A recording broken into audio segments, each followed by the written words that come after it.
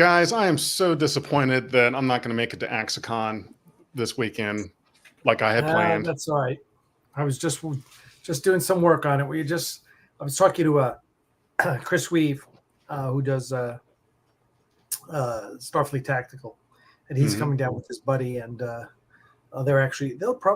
probably arrived in Atlanta already, and so we're having a little work day tomorrow at the studio just to kind of get things ready. And it's a small event. Like, we'll probably have, if we have 24 people, I'll be shocked.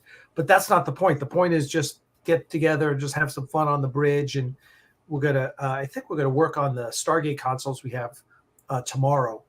But for Friday, we're just gonna get together and we'll do some live streaming and just have a good old time and go out after and just have some drinks and have some food and just, we'll do a live stream from the bridge because we'll have a lot of guys there. So that'll be a lot of fun. Yeah, that sounds like it's going to be a good time. Yeah, I wanted to go, and I wanted to go to STLV, but I tell you, it's just, you got kids, man.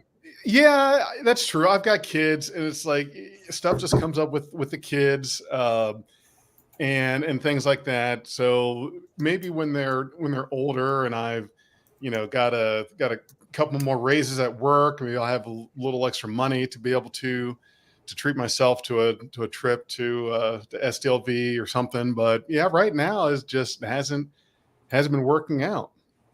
Yeah. Well, that's you leave it to us. Leave it to us. Childless cat trekkies. Yeah. It was funny that I don't know if you're a Daily Show fan. I've watched it. I love the Daily Show, and I watch the Daily Show all the time. Did you see the one about Ronnie Chang does the piece about JD Vance's childless cat lady? No, I've not caught up. I saw Mondays with Jon Stewart, and then I haven't been able to catch up since then.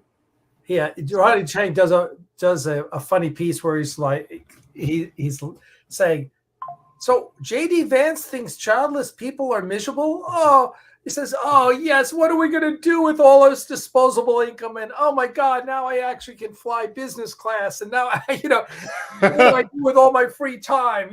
And he goes off on that, which is really, really funny because it's like we don't have to save $250,000 to put our kids through college each. Right. So there's a lot of benefits to being childless. In my next life, I'm not having kids. I'm not getting married. I'm not doing any of that stuff. I'm keeping my money. I'm staying single. Going to have fun. I'm going to do whatever the hell I want to do. When I was doing the Battlestar Galactica auctions back in 2008 and 2009, I basically had two technology companies here in Atlanta. And the first one was very successful. Which all the haters hate. That all the haters, Axanar haters, love to portray me as some like jobless loser. But we sold the company that I started for $16 million. Not that I got that kind of money, but nonetheless, it was wildly successful. And the second one I started, we raised $1 million in venture capital in one of the epics. In a classic one meeting, the VC says, "Wait right there," and wrote me $1 million check. That company was way ahead of its time, didn't go anywhere. But then I started PropWorks, and we did the Battlestar Galactica auctions. And so I literally picked up, drove across the country, spent 3 months in Vancouver, and then moved to LA. And my friend, who's like a big shot, he was the number 2 in marketing in Home Depot. And then since then has gone on to bigger and better things, believe it or not. A big house up in Marietta, and wife and 3 kids, and everything's guys living large. And he at one point he said he has often said to me, I should say, Alec, I want to be you when I grow up. And meaning that I get to do things like with that whatever I want because I don't have kids. I'm For real. There. If I want to move across the country and start a new business, I can. And I told him, at one point I said, John, thank you. That's a nice compliment. I said, however, the grass is always greener. I said, I don't have 3 kids who hug me when I come home from work during the day. I said, just remember that. And so listen, I think the path of life that is get married, have kids, grow old and retire, it has a lot of benefits. It's just different than not getting married, not having kids, and doing other things. So it's not it is really not a one is better than the other. It is just Right. 2 different parallel tracks.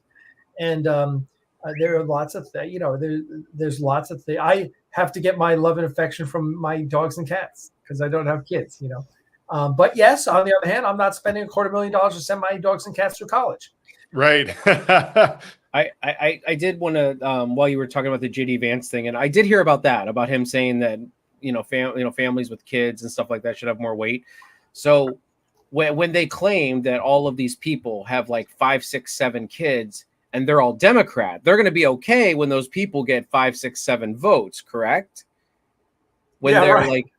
Let's not talk crazy now, Cheeto. And then the typically rights-leaning households that only have like 2 kids, because that's typical, standard, average kid is like 2 to 3 kids. Then they're going to be okay that they only get 2 to 3 votes. You know what I mean? Right. JD Vance has just got, not getting into politics too much, but JD Vance is he's from Ohio, so we know his type of crazy. All right. Yes, we know that type of crazy.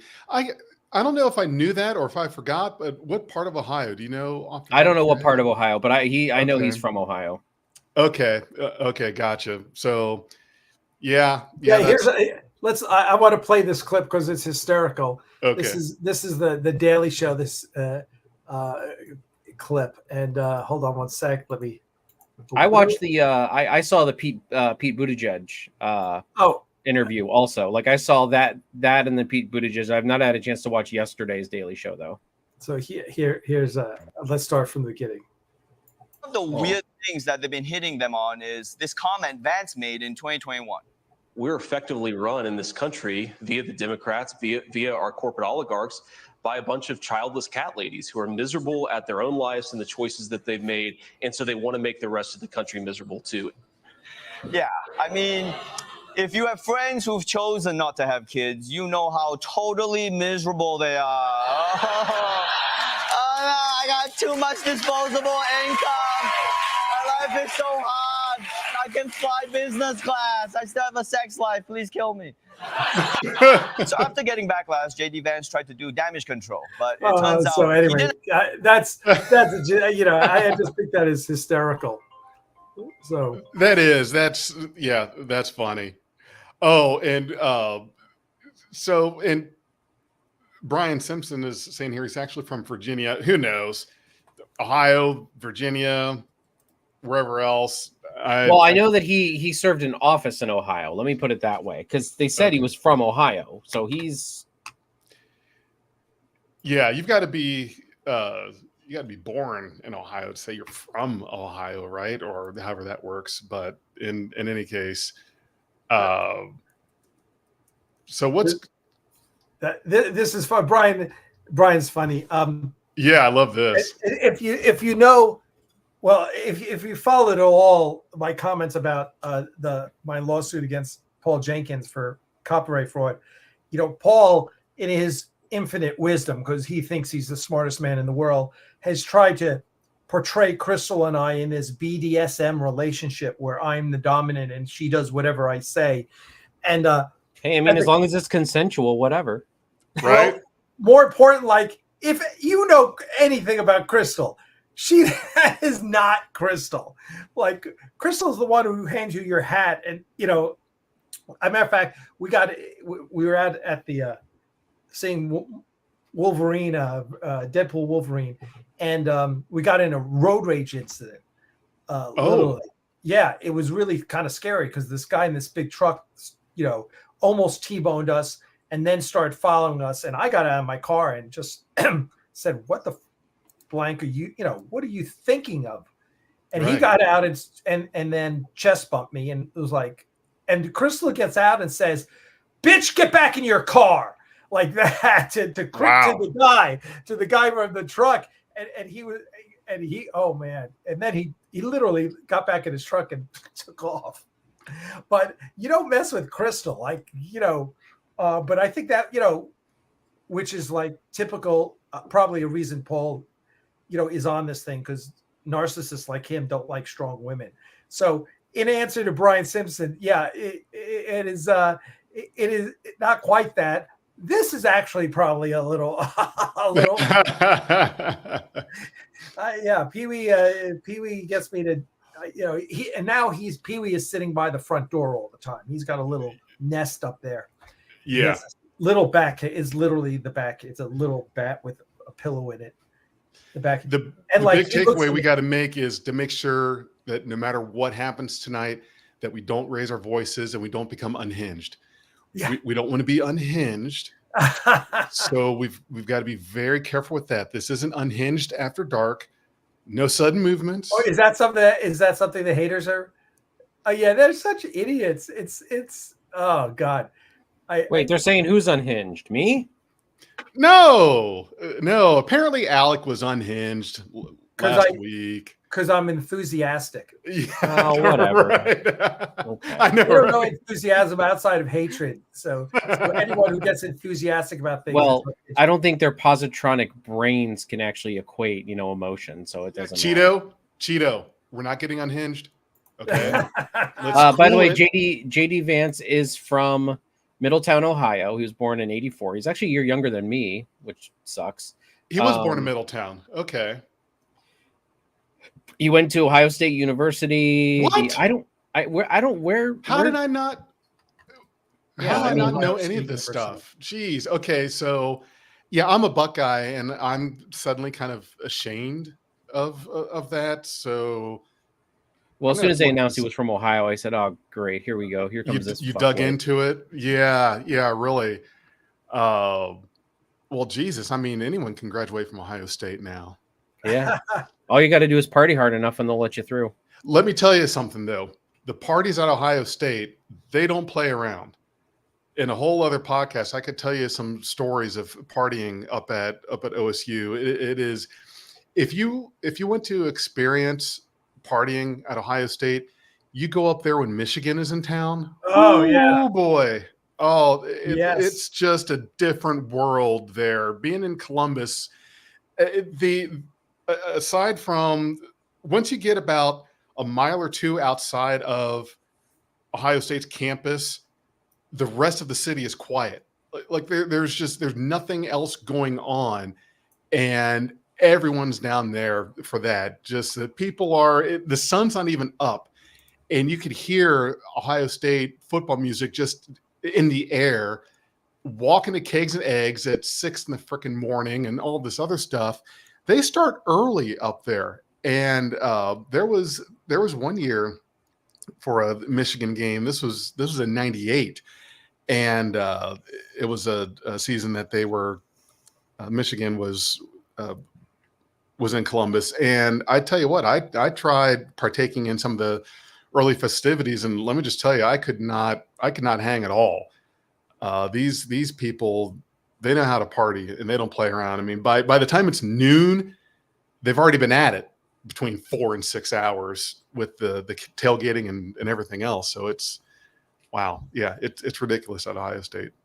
A lot of fun. I'll give you that. Yeah. So has everyone seen Deadpool and Wolverine here? I have, yeah. You've both seen it? Yeah. And did you both enjoy it the way we did? Oh yeah. I mean, yeah, we over on NerdTube, we talked about it quite extensively. It was for me like I went into that movie hoping that it was going to be a eulogy for the Fox Marvel movie universe. And that's exactly what I got, where everyone's like, oh, it didn't advance the MCU plotline. I said, oh, I don't think it was supposed to. I think it was supposed to be a eulogy to all those old Fox movies that are now done. And, I think it did exactly that. That's exactly what I wanted. I laughed my ass off, and I got everything I wanted out of that movie, including some of the best acting of Hugh Jackman's as Wolverine. I'm sorry. Like, Oh, yeah. maybe Logan beats it out a little bit, but No, he was good. He was really good. I've got some words about Deadpool and Wolverine for sure, but I've got to tell you guys a story real fast because this comment from Sentai Ranger reminded me of a story. So I played football for Ohio State for a couple seasons, and so this is my freshman year at OSU, and after one practice, the head coach John Cooper he taught us the fight song. So the freshmen, we learned the fight song this particular day after practice. Now, I knew the tune to Ohio State's fight song. I didn't know the words. The previous 2 years in high school, a lot of our team went to the Michigan football camp. And at the Michigan football camp, they teach you the fight song, Michigan's fight song, like anything else. So that was already drilled into my brain, the Michigan fight song. So this day after practice at OSU, learn the fight song, and the freshman players go into the room where we watch our film, and we get presented and shown off in front of these old timers, Buckeye former players, alumni, and all of that. So we walk into the room. I walked in first, guys all behind me. So we do our introductions and whatnot. We turn to leave. And so as we're leaving, I'm going to be the last one out. So Coach Cooper stops me and says, "Hey, Kelly, why don't you lead us off in the fight song?" And if it's possible, I turned white.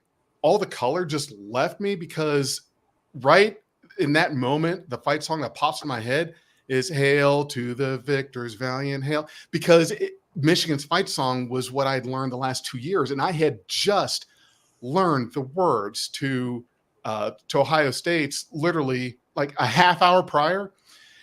So I'm scared shitless because I need to start this thing, and I'm just smiling, buying time, trying to get my brain to come up with the words. So I say, yeah, let's do that. And so I kind of turned to the group, and finally I was able to get the first verse of Ohio State's fight song out. And then the rest of the guys start, they're clapping and singing along. And I'm ashamed to say it, but I was lip syncing through most of it because it's just the fear got me. I didn't have the words. Even right now, I'm having a hard time coming up with the words just like that. But it's there. So yeah, that's my Ohio State fight song story. I was put on the spot to lead off in it, and I couldn't think of the words. Wow. Yeah. So now, Deadpool and Wolverine. That was I went with my son the other night to see that, and I had seen the first two Deadpool movies, and I'm not a huge Ryan Reynolds fan. I can really only take him in small doses. So for me to get through the whole Deadpool movie was kind of tricky. I've seen other Ryan Reynolds movies, and there are some that I like better than others, but I've never really cared for him all that much. This movie I thought was a great way to hopefully end the character as a main character. But see, the thing is, I don't think he works any other way. And we were kind of talking about this the other night, Alec, is that Deadpool is a good character to have cameos of other characters in his movies, but it wouldn't work the other way around. Like you can have as many Avengers, X-Men, or whatever else movies you've got. It just wouldn't fit to have Deadpool in there at any point. It's like he's too much of a personality. Yes, too much me personality. But all in all, I thought the movie was good. You can't mess up a movie that Hugh Jackman is in playing Wolverine. Have you seen X3? Have you seen X-Men Origins Wolverine? You've got to try very hard. I'm just saying it's not easy to do. It's possible, but it's not easy. And granted, I don't blame any of that on Hugh Jackman, by the way. Those two movies were garbage because of director and writing. And actually, there were some really good ideas in those movies that I won't dig into because we go on a whole other tangent. But there are actually redeeming qualities of those two movies, but still, Hugh Jackman was not the worst part of those. Right, exactly. I think that Deadpool and Wolverine, just with the whole, I'm going to try not to spoil it, just with the whole multiverse concept, I think is cheating the writing and storytelling. Sure, it's great the way they did everything and how they used it. My problem is that if you don't really focus on getting that genie back in the bottle, then at what point do people stop caring about any of your storytelling? Just look at Robert Downey Jr. coming back to the MCU and playing Doctor Doom. Oh, I've got thoughts on that, but we can talk about that if you want to. It's a very slippery slope to be able to say that, well, we can do whatever we want because we can bring back anybody we want to. Since we have a multiverse, we can just pluck people from whatever Earth we find fit. Not a great idea. Well, yeah, and in one sense, the first season of Loki kind of messed everything up, right? Mm-hmm. You were in the sacred timeline, and that was it. And then, because of her decision to kill he who remains, the multiverse returns, and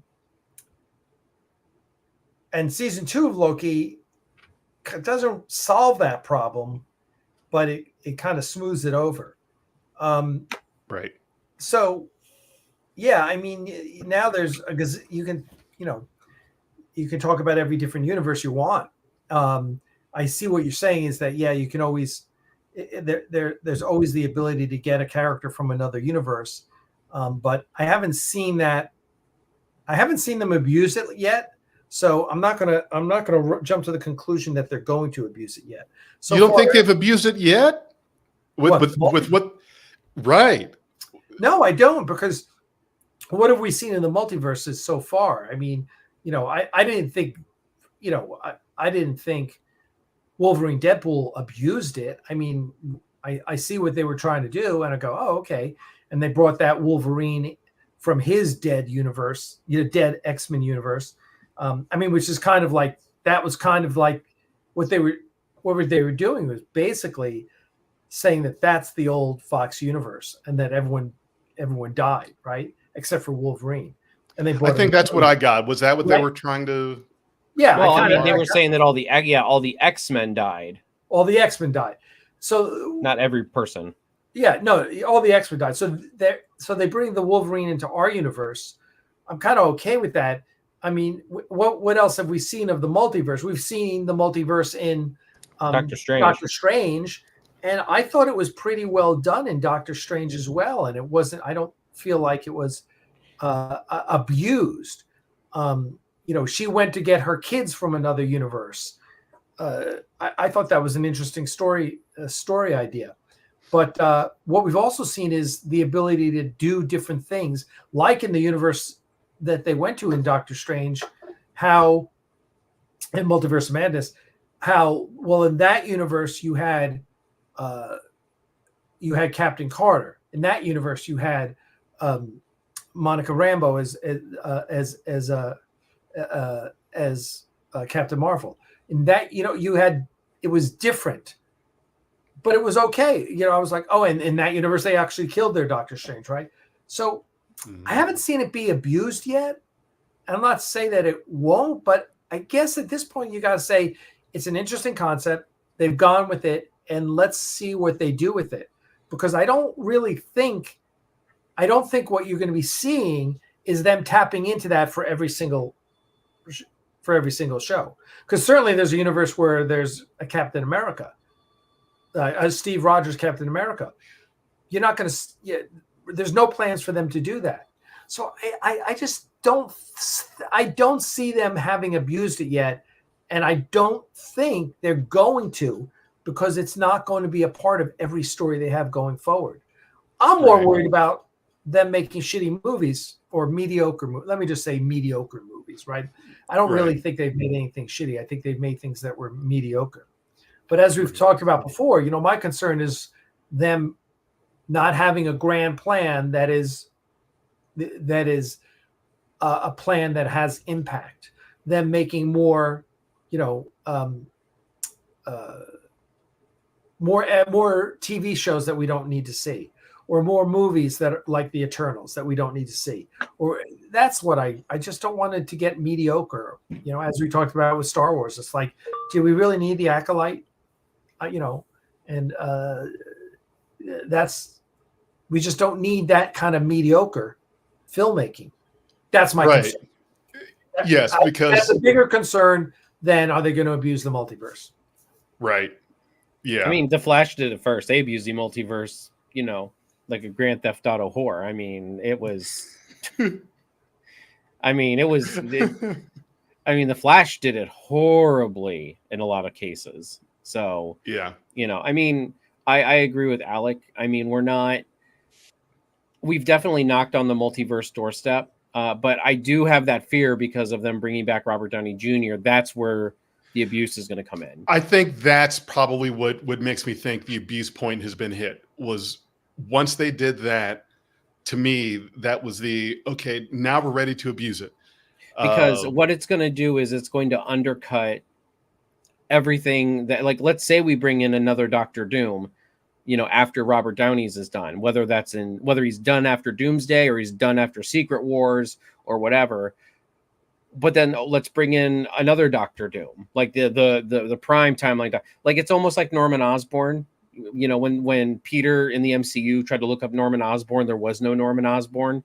It kind of undercuts the fact that about that villain in the MCU timeline. I would almost rather there be, and I don't mind Robert Downey coming back in a cameo as like in Secret Wars is like what is he called in the comics? That's the Sorcerer Supreme, but what do they call him? The Stark Sorcerer Supreme. I don't know. I don't know that one. He's like a techno mage. He's got technology and he's got sorcery at his fingertips. That's pretty much what Doctor Doom is. But as I said, I don't know. I feel like they're really undercutting Doctor Doom by having him as Robert Downey. And the problem is that they can, any complaints that we have about that, they can just point to the comics and say, this is a storyline that's already been done. This isn't something that we're just creating out of thin air as a publicity stunt. Even though I think that's what it is, the comics have already set the precedent for all of it. So it's like there's Tony Stark being Doctor Doom, or whatever variation you want to use, is something that's already been done in the comics. Now, I haven't read all the Marvel comics, but I have seen it shown like here it is. Here's a storyline from the comics. So this is, but it still has to be a good story. What right, sure. Yeah, you can't just say, well, it's already been done. Why are you complaining? Yeah, I mean, you can look at, I've collected Spider-Man since I was like 7. Like I could point to tons of storylines that are bad comic book like storylines that if they made a movie out of it, it would still be bad. Sure. Sure. Yeah. Yeah, and that's the thing is having a good story, a good reason for it, because every movie up to and including Endgame was like if you don't watch every movie, when you get to Infinity War and Endgame, you're not going to understand a lot of what's going on. Sure, you can watch it and enjoy it, but you'll be rewarded if you've watched the 20-some movies that led up to it. And then after Endgame, you have several series and movies that address the issue of what happened with the snap and then with the blip, which I think is great.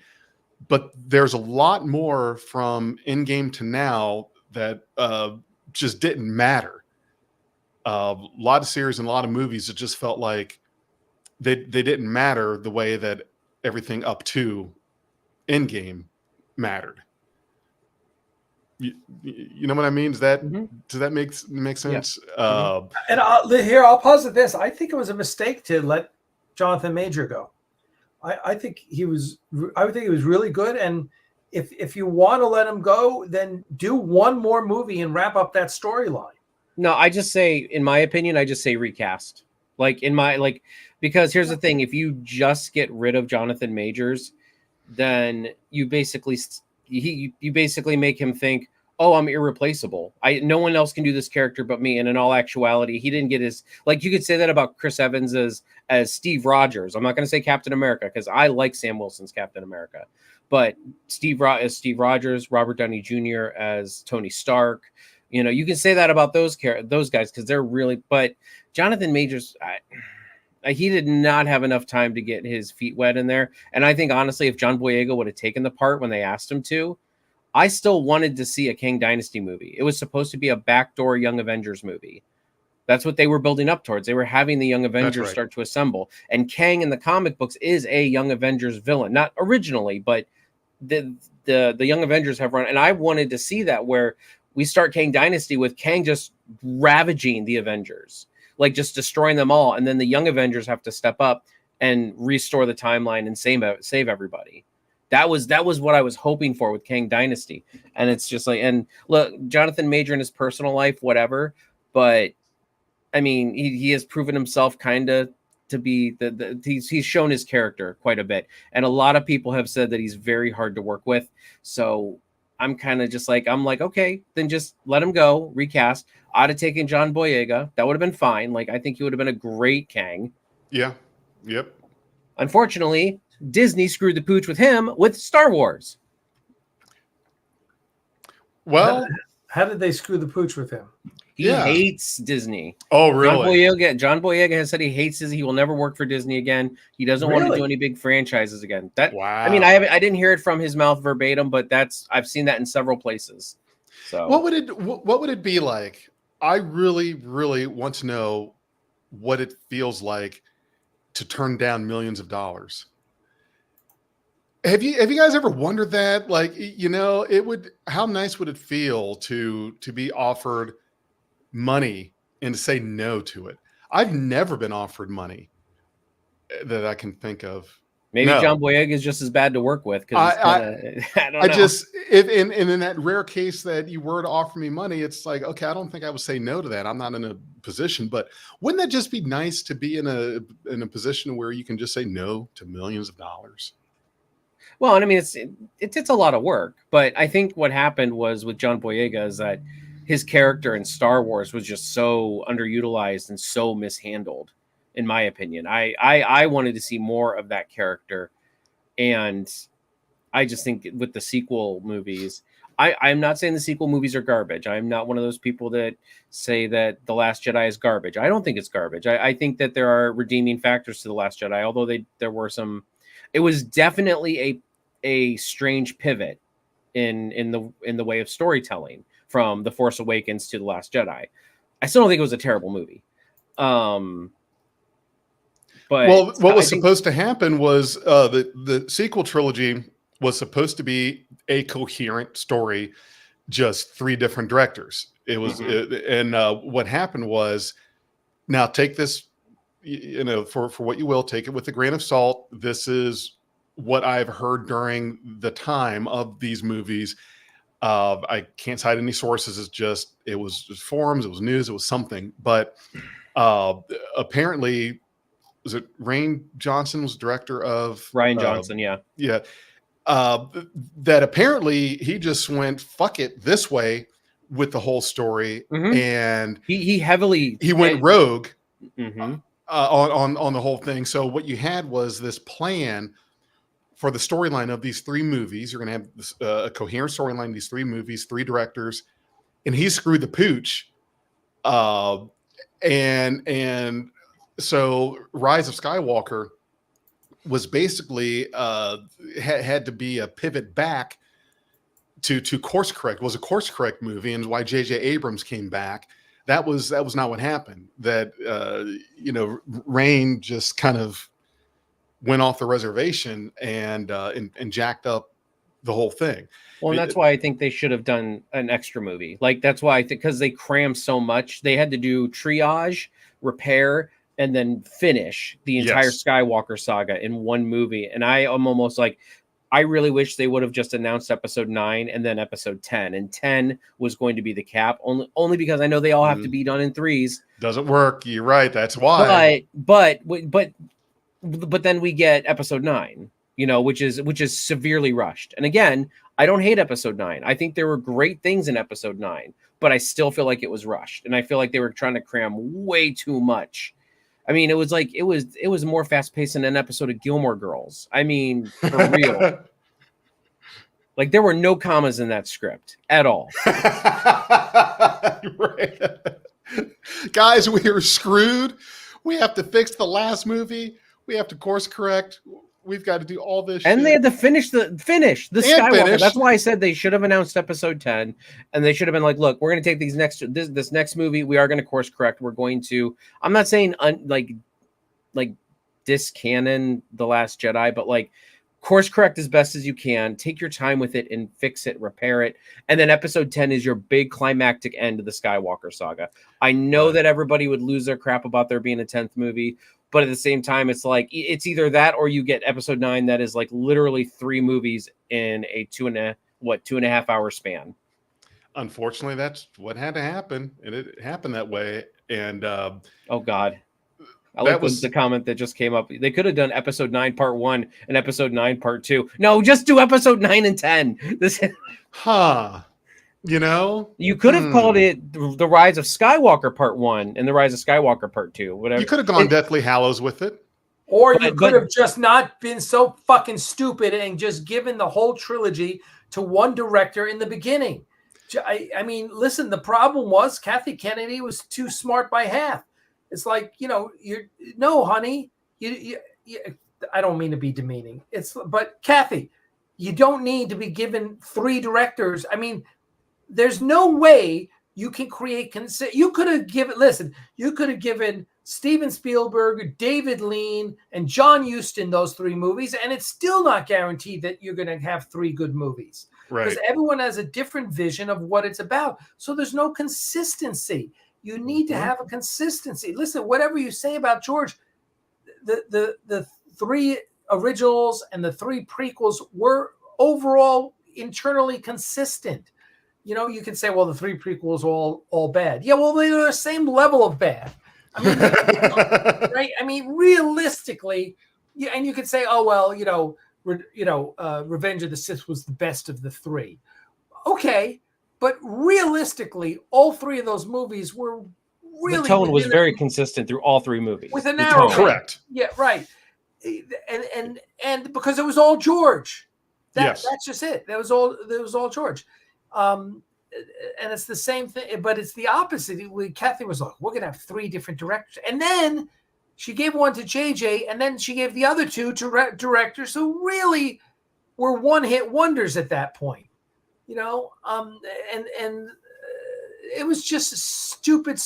She should have just given the 3 of them to JJ, let him make the 3 movies, and there you go. But they didn't even have to be all 3 to JJ. It could have been somebody else. Whoever it was. I mean, JJ was the leading contender, it seemed, at that point.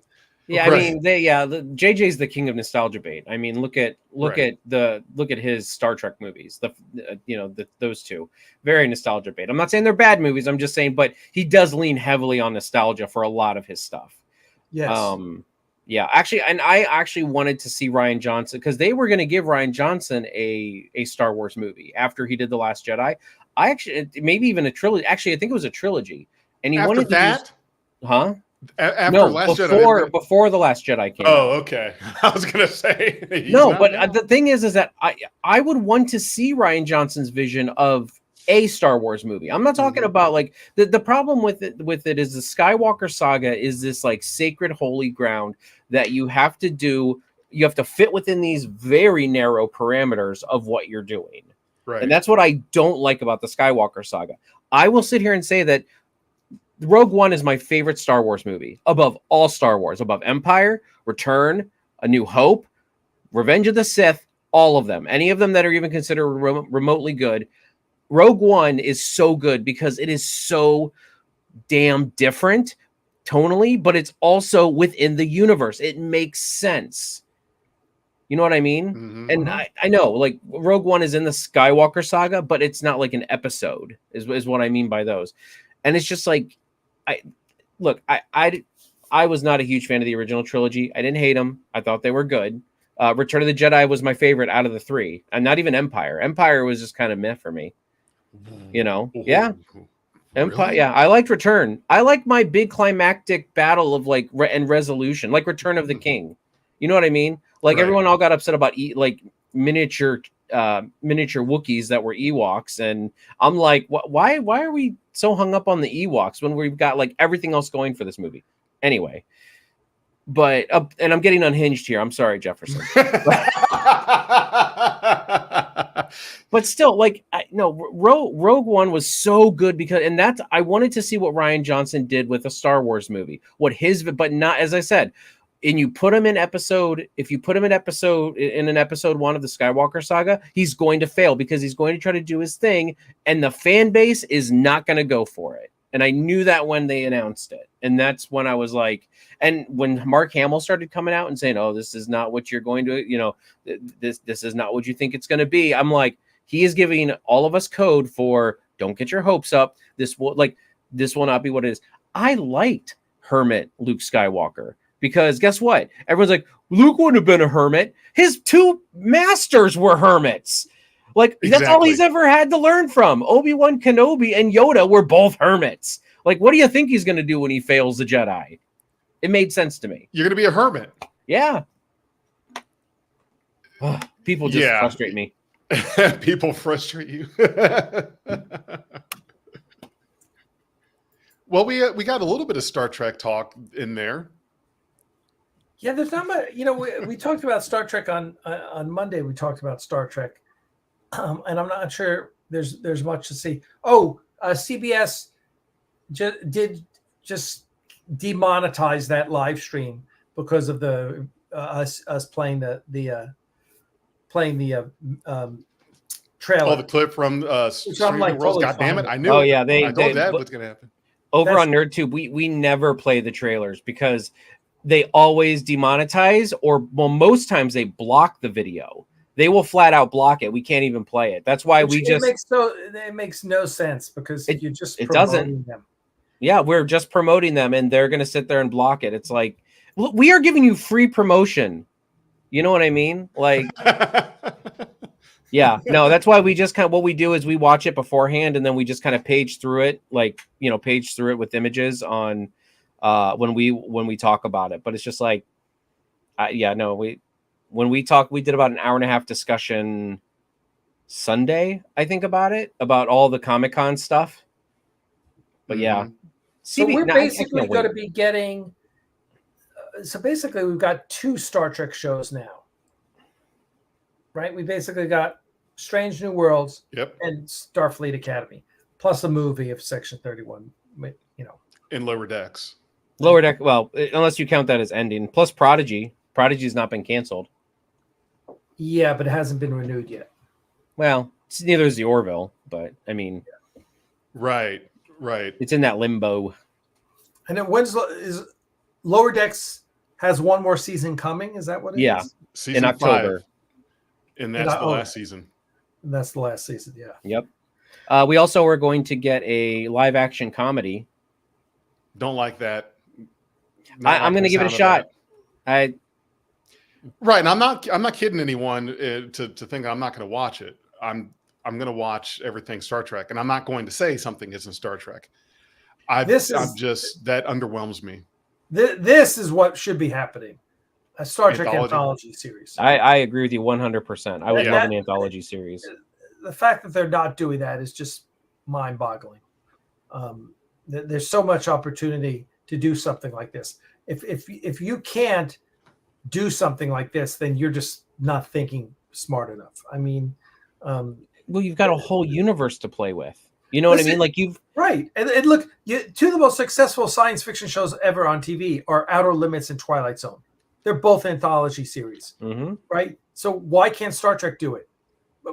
There's a total lack of imagination there. It's we're going to do the comedy, or we're going to do Starfleet Academy. I just like, And realistically, Strange New Worlds was I want to say this the right way so as not to insult it. It was basically a safe choice. Yeah. It was basically a safe choice. Oh, well, let's just do what we've always done, and the fans will like it, which is true. Great captain, right? Great actor. It's the Enterprise. Okay, great. Well, and they had trialed all the major characters. They had trialed all the major characters on another show already, so they knew it was safe. Yeah. Safe choice. You know, the truly when you think about it, the truly interesting stuff in Star Trek over the Kurtzman era has been the animated stuff. I mean, that's doing something totally different with Star Trek and doing it well. Lower Decks, Prodigy, like them or not, they're both very, very well done shows and both well received, you know, but they have not really done anything really compelling and interesting in live action that was new and different. Picard season 3 was not new and different. It was old, and there was this, again, safe choice. Not saying anything bad about Picard season 3 because I loved it. Safe choice. I would argue that Picard season 1 was different, just not well executed. Like I wanted out of Picard season 1 is I wanted more of a adventure of a character instead of a crew, and that's what they said it was going to be. But it just kind of got bogged down and just wasn't good. Yeah, it just wasn't good, and that's. But I love the concept of Picard season 1, where it was like not being in Starfleet and doing this adventure, but then it got bogged down in the Borg and all this other, and it's like, and then the android or the synths and all that, and I'm like, no, I'm out. Yeah, I know. So, I don't know. I just don't think I don't think Kurtzman has. You could argue that Discovery was taking chances with Star Trek. Sure. But again, I would say he was trying to make safe choices. Let's anchor it in the time before Kirk. Let's copy Axanar. Let's do the Klingon War. Let's do things that are let's make her a daughter of Sarek. That'll tie it to the. None of those. If you had been truly bold, you would have done something different, or you would at least done something that wasn't going to piss off the fans. So I haven't seen that out of Star Trek, and I don't expect we're going to see it out of the new season of Star Trek New Voyages, which I'm sure is going to be great. Again, love Star Trek Strange New Worlds. Love Strange New Worlds. All right. I don't think Starfleet Academy is going to show us anything that we haven't seen already. Whereas Lower Decks and Prodigy they did expand the Star Trek universe. They expanded in interesting and new ways in animation and to, like it or not, Jefferson, I'm sorry, but Lower Decks is a love letter to Star Trek fans. It's just a very different show that they've never done that before. They never said this is for Star Trek fans. Well, God bless you. Thank you for doing that for us. And Prodigy is like appealing to the Nickelodeon audience. We've never done that before. So, hey, good on you for doing that. I hope that as Skydance takes over and I'm assuming at some point they put a new Star Trek czar in place, that Star Trek czar looks at the landscape and says, okay, this is the direction we're going to go. We're going to do things that are new and interesting. At the same time, do things that fans are going to love. We'll see. Mm-hmm. And I don't think that it's a bad thing it's not always a bad thing to make a safe choice with Star Trek if it's done right. So when it comes to any of the shows that play to something that's already established with Star Trek, I'm not saying that you should try to not establish yourself or to not have any connection with any other Star Trek whatsoever. It's just that it should be done right. And I think that some of it is done right. some of it maybe not quite as much, but it just depends. About that comment you have down there, Alec, or Jefferson, whoever put it up, but again, like Star Trek Legacy is a safe choice. Now, look, I am not saying I don't want Star Trek Legacy. I do like the idea of Captain Seven. I do like I do like the idea, but at the same time, Star Trek Legacy would not be breaking new ground. It would just be another Enterprise. No, it would be doing something. It wouldn't be breaking new ground, but it would be giving fans what they want. Yes, and that's what I mean. It's safe, and that serves a good purpose in my book. Like, and there's nothing wrong with safe. I think Star Trek Legacy should be the anchor around which you build the next generation of Star Trek films, Star Trek series. Like, whoever comes in, here is Wilhelm saying Jonathan Frakes should be the Star Trek star. Not sure that's true, but let's, for argument's sake, say it is true that it should be Jonathan Frakes. Jonathan Frakes should say, we're making Star Trek Legacy. That's the first thing we're making. Just like Kurtzman did Discovery, if Frakes said, we're going to make Star Trek Legacy the centerpiece, I would go, good for you. Taking care of the fans, making good Star Trek with characters we love. I think it would be a huge hit. Then you go, okay, what are we going to do differently? And do you want to do a Klingon series? Do you want whatever it is that you could do, an anthology series? I think because I think what needs to happen is there needs to be, as I talked about previously, a big grand strategy. It's the big whiteboard meeting. Like, okay, what do we want to do? If we have Star Trek, that Jonathan Frakes should start the meeting and say, look, let's plan the next 10 years of Star Trek. Mm-hmm. What's the next 10 years of Star Trek look like? Okay, it's going to first we're going to do Star Trek Legacy, because that's going to give all the fans what they want. It's going to set us up with the fans in a positive way, with an Enterprise we know and we love, and blah, blah, blah, blah. Okay. Don't love the Enterprise G. Yeah. What's that? Don't love the Enterprise G. Neither do I. But that being said, I mean, I like it not for the time period that's in. It's a cool design, 80 years earlier. But what's after that? Oh, well, let's do an anthology series, or let's do a Klingon Captain Worf series, whatever the things are. And how would you build this Star Trek universe, this 10-year plan to make great Star Trek that's both familiar, has familiar elements and for fans, and different elements that expand our understanding of what Star Trek is? Well, and that's something that I think would be a good thing to do. Is you should have as your picture the sacred timeline. You've got your one golden thing, and then you've got your different stuff coming off of it. I picture it as you should have your safe choice show. For example, right now the safe choice is Strange New Worlds, and then your other Star Treks are your ones you can take your chances with, do something different, et cetera, et cetera. But in my opinion, there should always be a show that's at least one show that's running that is this is the safe bet show that the fans like, keeps them happy. And right now, in my opinion, I think that's Strange New Worlds is your safe bet show.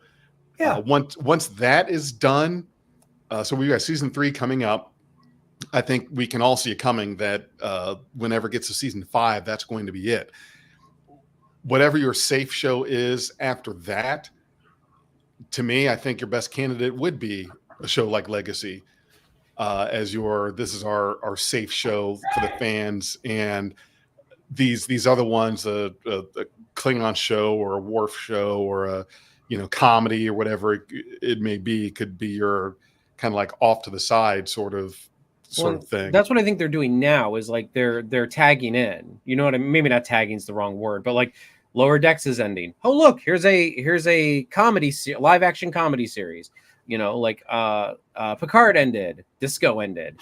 Strange New. Well, I don't know what would have replaced Picard. and Disco. Well, obviously Starfleet Academy is going to be replacing Disco. You know, what's going to be taking Picard's place? You know, like if we even have anything, it would be Legacy if we ever got it. Yeah. So that's what I kind of think they're going for, is like, okay, we're going to have so many shows running at the same time, but we need to end a show in order to start a new one. Right. So, but I agree. I mean, like at this point right now, yeah, Disco's ending, Starfleet Academy is coming in. You know, Lower Decks is ending, this rom-com, or not rom-com, but the comedy series is coming in. If they do Legacy, you know, what happened? Maybe they're waiting for Strange New Worlds to end, and then Legacy will be the next thing. You know, sure. Who knows?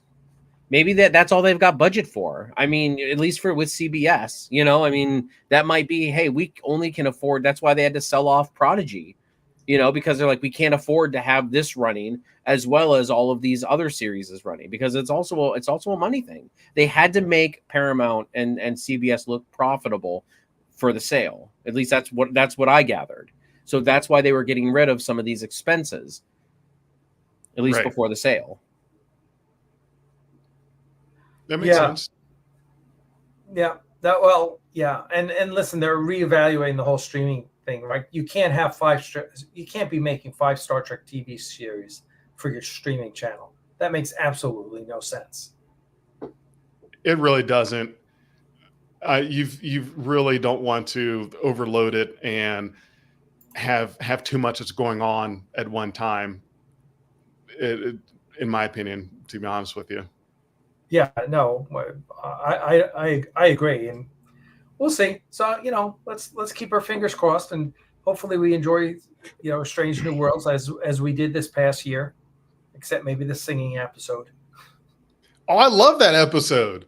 I liked it. I think people were a little. I think that, you know, I'll grant you that the premise was stupid, but it was fun. Which episode? The singing one. Subspace Rhapsody. Oh. Yeah, there were some plot choices in there but I thought it was a fun episode. You know, it was kind of like a Deadpool and Wolverine episode or movie. It's like you kind of just sit back and go, okay. You're just kind of like, all right, sure, that whatever. Yeah, exactly. Yeah, that's exactly it. So, I do. By the way, I did love the. I did love the breaking. They acknowledge that they're breaking the fourth wall in Deadpool Wolverine when Nicepool says the proposal. I was like, I was like, okay, touche. That was pretty good. Oh God. So, all right. Well, it looks like we're at the end of the line here. Oh yeah. Well, I'm glad you guys were able to come and make it, and it's always fun to sit down and talk Star Trek and get a little break, talk about Marvel stuff and Star Wars. Yeah. So everyone go out and see Deadpool Wolverine. You will not. It is definitely worth your money. Yeah. And all the money it's making. Holy crap. Yeah. Oh yeah. It's doing fantastic. And we will make sure that we aren't unhinged in the future. We'll try next week. We need to get a counter going somewhere that says the blank weeks since unhinged rant. Like 1 week, beat goes down to 0. And also let's mark us safe from stupid idiot haters who just love stalking us and commenting about us.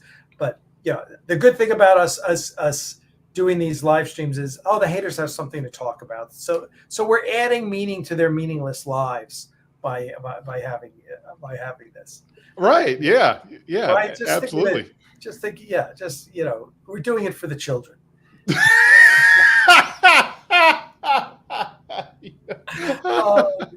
All right, everyone. Great. Listen, want to say thank you so much. If you're not coming to AxaCon, that's your problem. We're going to have a lot of fun. We're going to try and live stream it from it and let you know how things are going. We got a bunch of regulars coming in who've been there before. We are going to be screening the rough edit of the next 2 episodes of Axanar on the big screen, and so we'll get you some reaction shots after that, and